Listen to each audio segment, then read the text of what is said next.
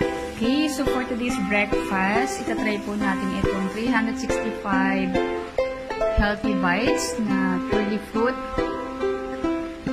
no sugar, mixed fruits and veggies chips.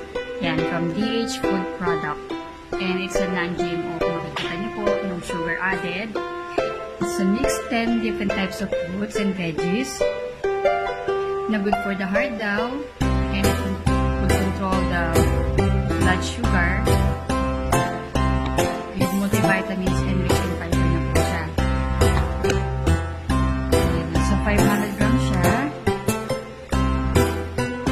So, I bought this for just 899 pesos. Buy 2, get 1 free. And may free shipping na rin po siya, guys. Ito po yung trending po ngayon na veggie fruits chips. Yan. So, kung mapapansin nyo, na-open ko na po siya kanina.